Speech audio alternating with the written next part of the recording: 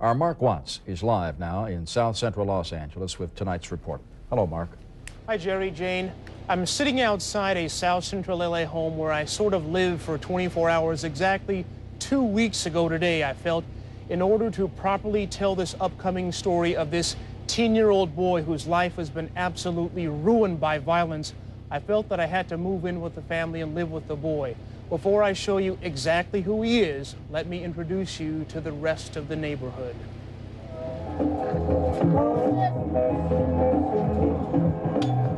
Welcome to 90th Street near Compton Avenue in South Central LA, perhaps the most diverse block of real estate in the inner city. I don't know, it's kind of weird. 2 o'clock in the afternoon. It's a melting pot of blacks, whites, Latinos, and Asian Americans. Young and old live here. Pit bulls and other dogs often run wild. So do the chickens. At times, 90th Street takes on the look of a foot-stomping block party. The old lady in the corner plays the music. It's usually BYOB. The popsicle man brings kids refreshments. And police, they're always invited. Hi, how are you? Hi, how are you doing? It's a neighborhood where the playful scream of children can be heard as often as the scream of sirens.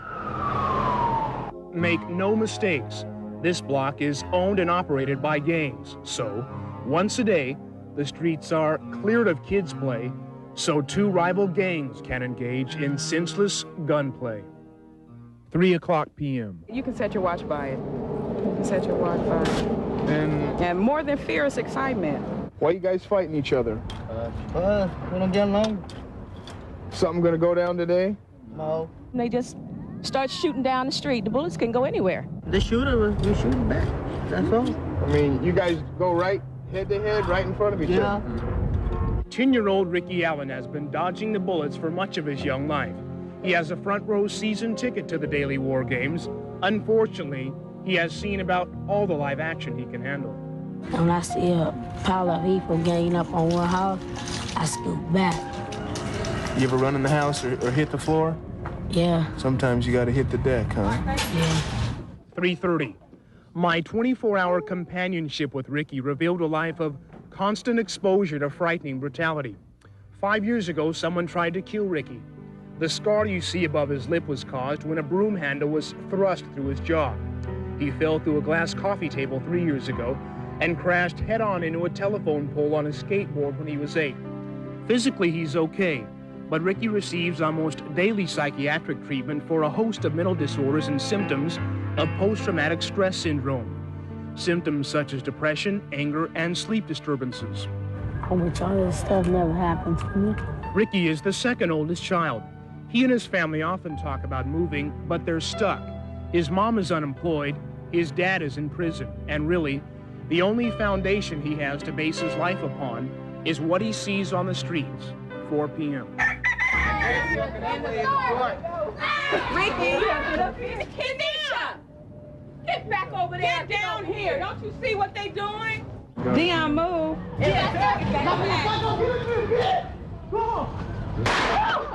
It's not often a photographer captures a gang shootout in progress.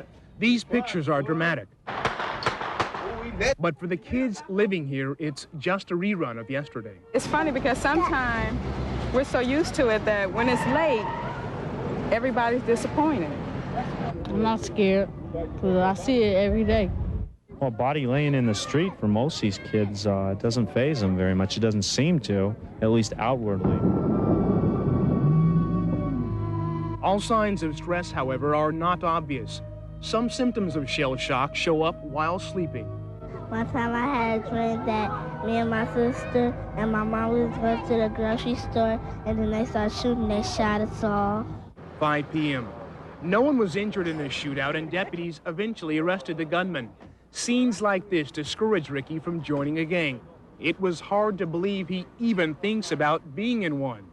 He was friendly and always smiling, but Ricky's mother says his heavy dosage of medication today kept him calm and peaceful, disguising his real behavior. I fight other kids and sneak on with pencils. Because it's cow. And why do you think you get in a lot of fights? Because what I see over here. Give me the other bread, Ricky. Sit down, Devin. 7:30 p.m., dinner time. Because of the medication, Ricky is gaining weight. And if Ricky's mom has her choice, her son won't stay on medication much longer, which could be risky.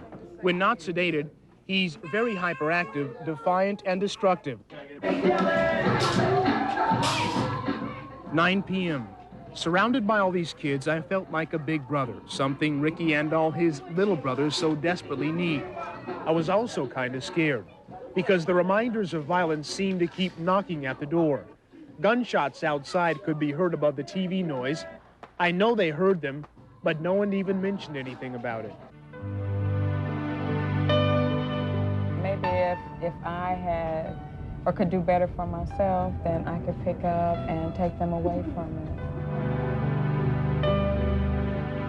The lights get turned out at the Allen house at 9 o'clock. The day starts all over again for Ricky at 7 o'clock in the morning. The bus picks him up at 8, and he admits his nights are often interrupted by fears that someone is going to come get him. I might think about it. I might get back, but I might get on the couch. Because I get scared sometimes. I think they're coming in the house sometimes. Next morning, 8 a.m. This is the only place Ricky truly feels safe. But psychiatrists say, here at this special school for mentally ill children, they see even more effects of Ricky's war-torn childhood. It's hampered his learning abilities. And at 10, he is just now learning how to read. 1:30 p.m., school's almost out. Ricky doesn't pay attention or interact with the other students very well. He's more concerned about the lessons of survival back home. Streetwise, Ricky may be smarter than any of his classmates, but in real life, he's flunking out.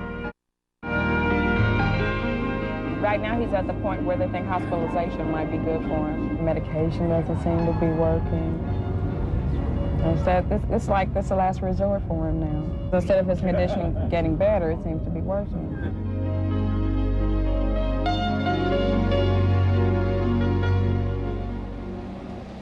And the problems don't end there for Ricky Allen. As you can see behind me, the windows of his home boarded up, the same one I spent 24 hours in. I was informed tonight on the streets 7 days ago an arsonist burned Ricky and his family out of this house. I understand on the streets that the family is now in hiding. It has moved somewhere in Long Beach.